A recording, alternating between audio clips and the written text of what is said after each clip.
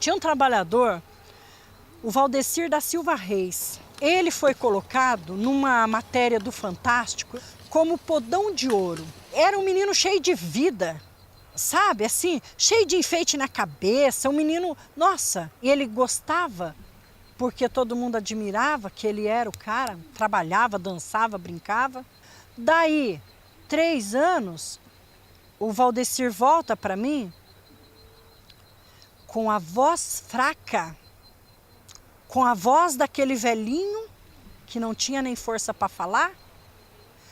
Ele volta com o braço esquerdo dele diminuindo a carne, secando, com os passos dele. E ele me disse assim um dia, sentado lá numa muretinha do sindicato, ele disse: Carlita, eu não aguento pisar no chão, finca meu corpo inteiro.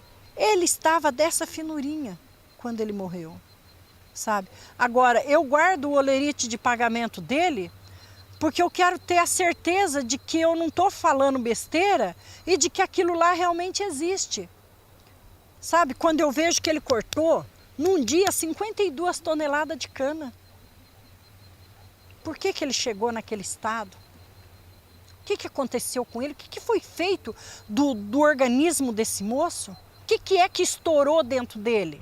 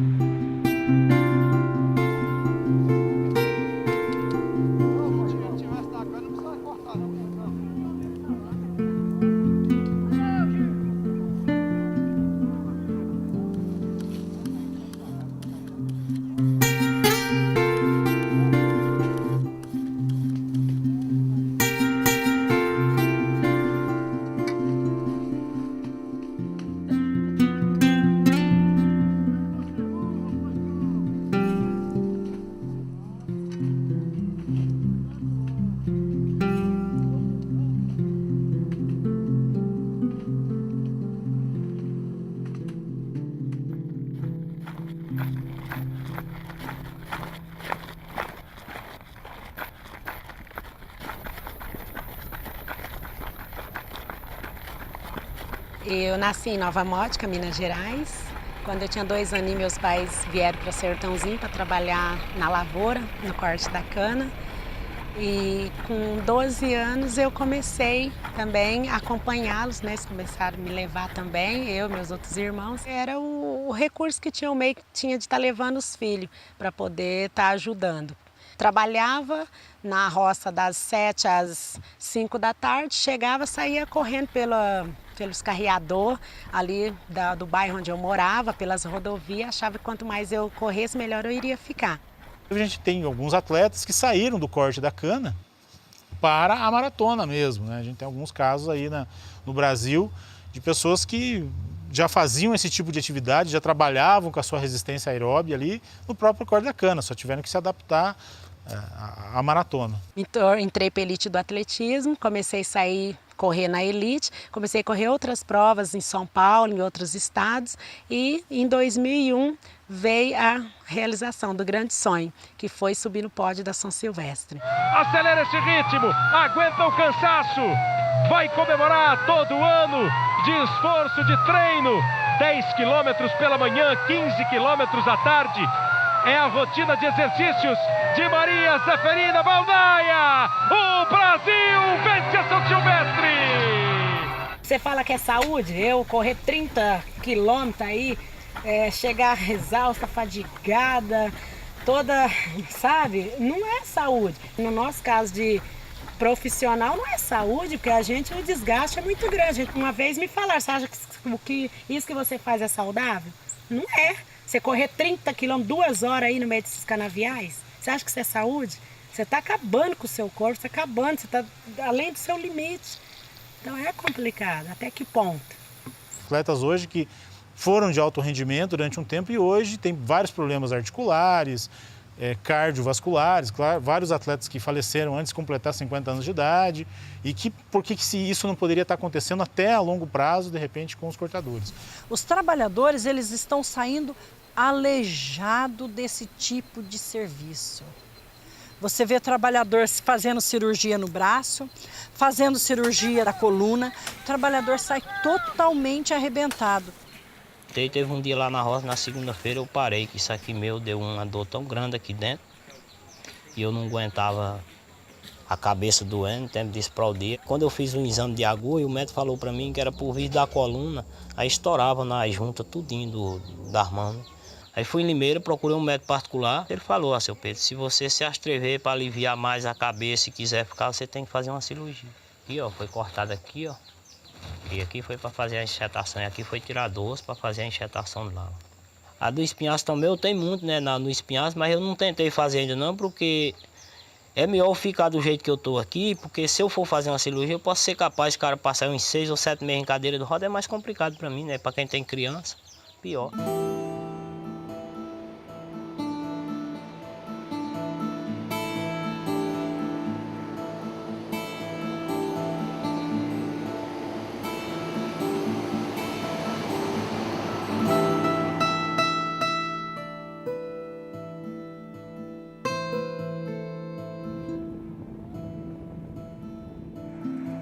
Tudo começou em 2005, com uma demanda do Ministério Público do Trabalho de Campinas. Foi numa audiência pública que houve em Ribeirão Preto e começou com a morte dos trabalhadores. E houve um pedido do Ministério para a gente intensificar as ações no campo.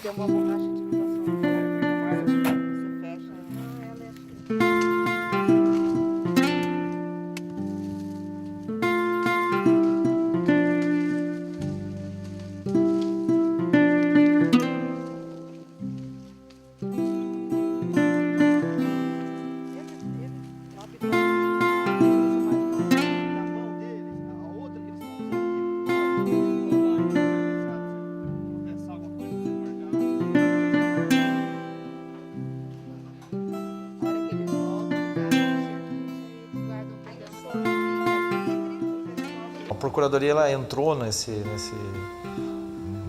setor, vamos dizer assim, para trabalhar quando começaram a ocorrer as mortes. Nós relacionamos todas as usinas do Estado, fizemos audiências públicas no Estado inteiro, chamando todas as usinas, e nessas audiências públicas a gente colocava o que o Ministério Público ia exigir delas. E nós nessa área de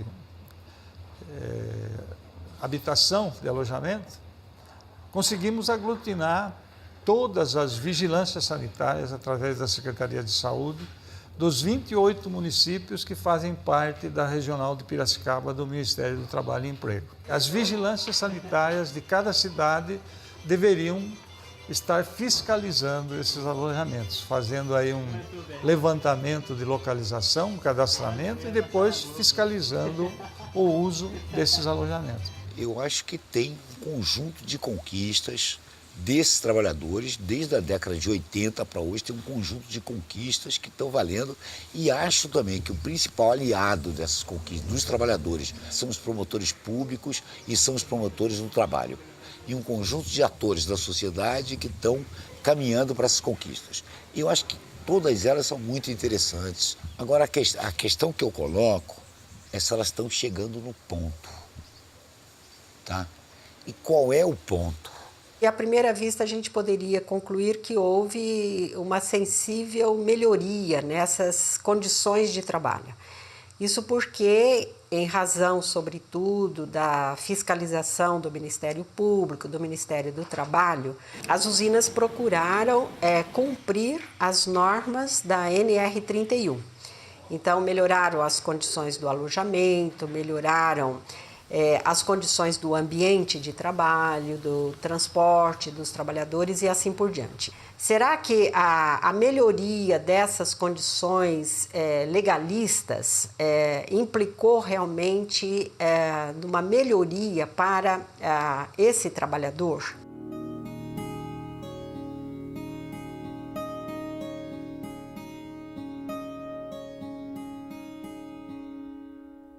Esse aqui vai medir a frequência cardíaca do batimento cardíaco seu. Então, quando você estiver cortando, ele vai estar mensurando a quantidade que bate por minuto no seu coração. Agora a gente vai colocar esse aparelho, ele vai medir a temperatura do corpo seu. Pegamos aqui. Vou colocar aqui. A gente vai colocar. O André agora ele vai filmar você fazendo toda a atividade sua. Então, com essa filmagem, a gente conseguiu trazer isso para um plano, né, mensurável. Então a gente pegou variáveis de ação, ou seja, quantos golpes ele dá, quantas flexões de coluna, quantas rotações, qual o tamanho do ciclo. Por que isso é importante? Porque o pessoal fala, mas eu quero que prove, né, a questão da objetividade, né, para o juiz, para o Ministério Público, essas questões que se expressam, né, que se viabilizam através de uma materialidade do número, né, isso às vezes tem uma importância muito grande, maior que a gente imagina. Para ele conseguir 13 toneladas de cana, durante a jornada de trabalho dele de 8 horas, ele desferiu nada menos do que 13.500 golpes de facão, que foram calculados em cima de 3.000 flexões de tronco, o que dá, em média, uma flexão a cada 6 segundos. A gente teve dados, por exemplo, de frequência cardíaca extremamente altos, por exemplo, um trabalhador que chegou a 189 batimentos, então um dado de frequência cardíaca média de 140, 145 batimentos, então esse trabalhador extrapolou muito uma carga que é preconizada. O tamanho do ciclo extremamente curto, de 4 a 6 segundos, né? É o tempo que ele usa para abraçar, cortar com vários golpes, deslocar, carregar e jogar na leira. A hora que ele abraça de novo, esse tempo varia em termos de 4 a 6 segundos durante a jornada inteira, de 8 horas. Nós temos casos de trabalhadores que cortam 25, 30 toneladas por dia e isso tem um reflexo na saúde do trabalhador, sem dúvida alguma. Esse trabalhador, depois de 15 safras consecutivas, depois de 10 safras, de 20, ele está totalmente destruído enquanto estrutura física. Enquanto estrutura física, interna e externa. Porque você pega a mulherada aí que bate podão mesmo, que trabalha lá, depois que ela para, ela não é digna nem de varrer a própria casa. Eu trabalhei 18 anos nesse mesmo serviço. O braço doía muito, formigava, era uma dor, se portava à noite, quando esfriava o sangue. Eu não dormia de noite. E aquela dor que parece que está quebrando tudo os ossos, aquela dor que não passa, aquela dor queimando, que queimava. O nervo da mão que perdia as forças da mão, o movimento da mão. Levei uns 3 dias para fazer o exame e depois dali 15 dias ele já marcou a minha cirurgia. Primeiro a direita, que estava mais prejudicando, e depois de 1 ano, aí que ele operou a esquerda. Em vista que melhorou bem, sabe? Mas só que eu não posso pegar muito peso no braço. E nem tá fazendo movimento, sabe? Esse negócio de passar roupa, de arear alumínio, aquilo dá muita dor cansada no braço.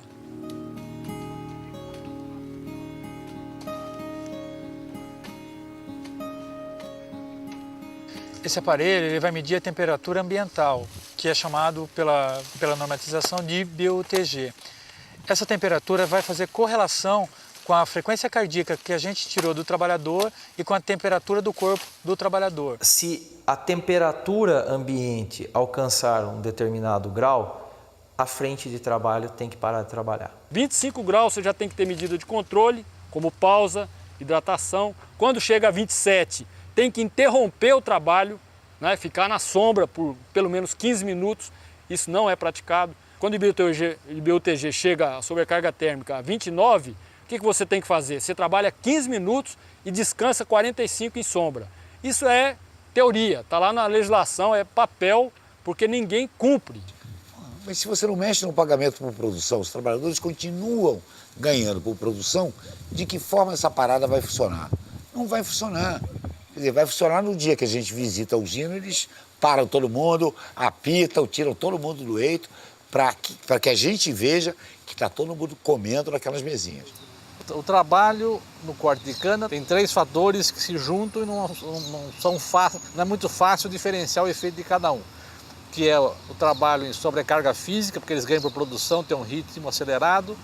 O ambiente geralmente é quente, porque no campo a maior parte do tempo tem sol no Brasil e aqui na maior parte do nosso clima temperado. E também o poluente da queima. Há mais de meio século nós estamos vivenciando essa prática das queimadas praticamente durante todo o ano. Então são milhões e milhões de toneladas de gás carbônico, de CO2 e outros gases poluidores que estão sendo lançados à atmosfera para a produção de um produto que é considerado limpo e aquele produto que não vai poluir.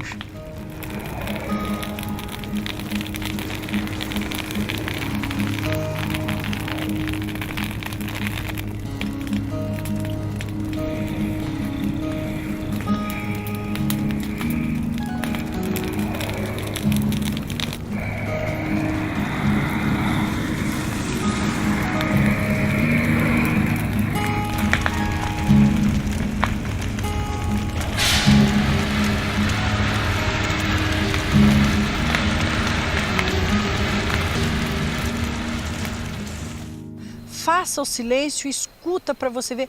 O tipo de tosse deles é igual. Não é aquela tosse cheia de catarro, é uma tosse seca que você vê que aquilo tá na garganta. E sufoca mesmo, sabe? Assim, quem corta a cana, parece que tem um negócio assim que tampa a gente. E existem estudos na população, ou seja, qual é o impacto da poluição nas populações moradoras das cidades próximas aos canaviais, que aumenta a internação por doenças respiratórias e cardiovasculares. Em Araraquara saiu um estudo publicado esse ano que durante a safra você tem um aumento de internação por crise hipertensiva.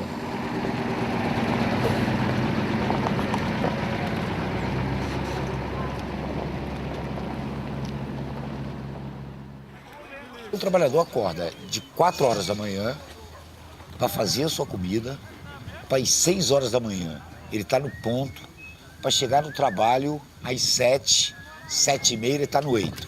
Algumas turmas fazem a ginástica laboral no campo. Então você imagina o trabalhador com aquela roupa toda que é butinão, aquela botina que é dada agora, que é uma botina com uma barra de ferro na frente, na biqueira com ferro, mais a protetor de canela, a caneleira, mais aquele monte de roupa sobreposta, mais o mangote, mais o boné. E ele com essa indumentária toda faz ginástica laboral. Alongamento, polichinelo, tá? Não sei se você já teve a oportunidade de ver essa ginástica laboral para cortador de cana, que é uma coisa absurda, quer dizer, na verdade é uma ginástica laboral que é um mero aquecimento. Meu coração é um menino, desprotegido e tão carente, gosta de quem não gosta dele e de quem nunca está presente. Vou acordar de manhã cedo e me vestir de outra maneira. Vou me livrar dos meus segredos, do meu sonho, dos meus medos, esse amor de brincadeira. Nessa questão do alimento, por exemplo, as usinas fornecem as marmitas térmicas porque elas precisam cumprir a lei, a NR31 exige que se dê marmita. Mas também tinha que fornecer a comida, porque isso aí faz parte da saúde da gente. As usinas, elas dão um sorinho lá que diz que é para repor alguma coisa que a gente perdeu lá, que nem explica o que é, né? Porque o desgaste se dá principalmente quando acaba a nossa reserva de carboidrato, a nossa reserva de energia no corpo. Quando essa reserva vai se acabando, que é muito comum num exercício desse muito árduo, muito repetitivo, que é o que eles fazem, se você não toma o carboidrato, você tende a parar a atividade mais cedo. Então, pensando nisso, não sei se de uma maneira benéfica, né, ao trabalhador, ou de uma maneira apenas com que façam com que eles retardem a parada do trabalho, né, que é a ideia da indústria, eles dão esse soro, que é essa mistura para poder manter, sim, o trabalhador por mais tempo na atividade, sem sentir dor e tendo ainda uma reserva energética, né, no caso do carboidrato, para poder se manter na atividade. Os médicos indicam que você tem que tomar pelo menos 2 litros de água por dia, porque o organismo necessita disso.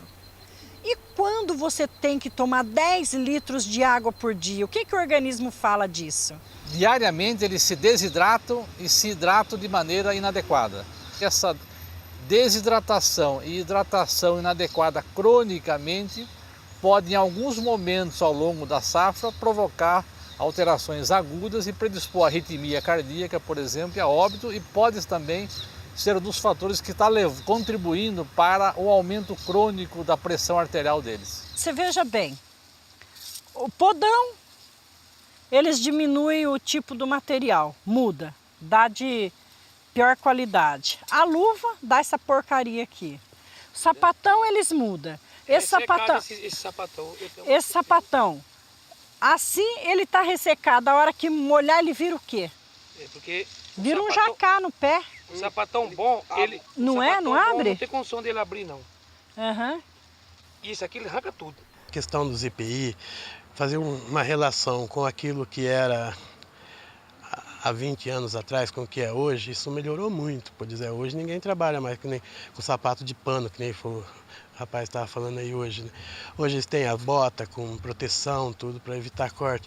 Mas a qualidade desses EPI ainda é questionável. O óculos tem CA, se o trabalhador não usar, ele vai de gancho, ele é suspenso. 10 metros que você ficar batendo o podão ali, aquela poeira vai subindo. Mas o suor já começa a descer. Aí vem o vapor, né, do suor ali, a poeira, você já está sem visão.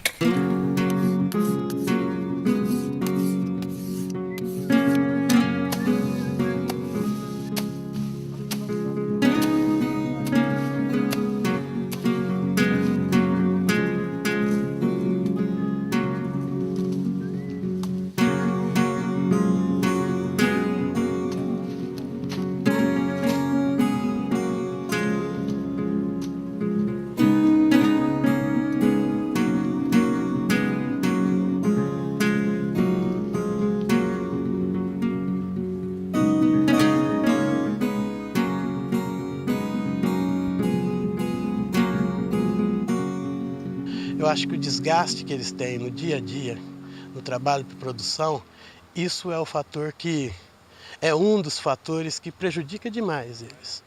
Não importa o IPI não resolve isso, porque o trabalho por produção exige um esforço muito grande dele para poder ganhar um pouco mais. O cara, para chegar a tirar 500 e pouco na semana, tem que trabalhar muito, né? Por o que eles fazem, o peso da cana não é muito, eles estimam o peso muito baixo, a exigência é muito grande.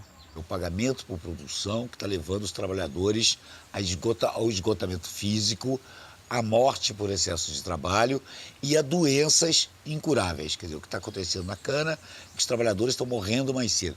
Quer dizer, não é que os trabalhadores estão morrendo mais cedo, os trabalhadores estão ficando cedo incapacitados para qualquer tipo de trabalho.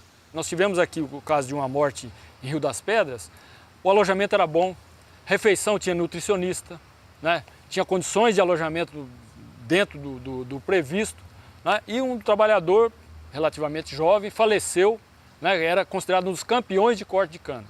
Né? Por quê? Porque esse móvel, né, que é o pagamento de produção, empurra os trabalhadores para uma situação de risco, sem a percepção, sem o autocontrole, né, para fazer a pausa. Então ele não respeita os sinais do corpo e ultrapassa esses limites, levando a uma situação crítica. Eu já cheguei a cortar em até 27 toneladas, 30, dependia da cana também, né? Por mês? Por dia, né?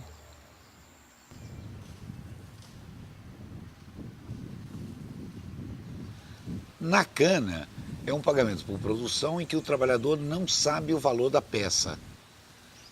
Tá? E o valor da peça ele só vai saber depois que ele já executou o trabalho. Então, portanto, é um pagamento por produção diferente dos outros, que é um pagamento por produção no escuro. A forma de cálculo disso é uma forma de cálculo inventada com o único objetivo de enganar os trabalhadores. O salário por produção ele não é proibido por lei, tá? Ele é permitido por lei. Qualquer pedido no sentido de se acabar com o salário por produção, ele tem que ser construído dentro de uma sistemática da nossa legislação. Logicamente que ninguém quer que os trabalhadores tenham um piso rebaixado para ganhar um salário mínimo, não é isso. Tem que ter um salário decente, compatível, mas sem esse estímulo que empurra as pessoas para o sacrifício. A própria legislação brasileira, a NR17, lá tem uma ponderação sobre isso. A CLT admite o pagamento de produção? Admite, desde que não leve a risco à saúde. Então esse estudo traz uma demonstração, né, de que existe uma relação entre o pagamento de produção e a elevação do risco à saúde. Essas condições indignas de trabalho, ela tem que ser eliminada, ela tem que acabar. E não é acabar tirando o homem do campo e colocando máquina, não. É tratando o homem com a dignidade que tem que ser tratado. É garantir o emprego dele, porque daqui a pouco nós temos aí milhões de pessoas desempregadas porque a máquina desempregou. Não sou contra as máquinas, não. Eu acho que tem que ter. A tecnologia está aí, nós temos que estar inserido nela, mas nós não podemos só ir nela e esquecer do ser humano. E o ser humano ele tem que ser tratado também. Meu coração é um menino desprotegido e tão carente. Gosta de quem não gosta dele e de quem nunca está presente. Vou acordar de manhã cedo e me vestir de outra maneira. Vou me livrar dos meus segredos, do meu sonho, dos meus medos. Esse amor de brincadeira.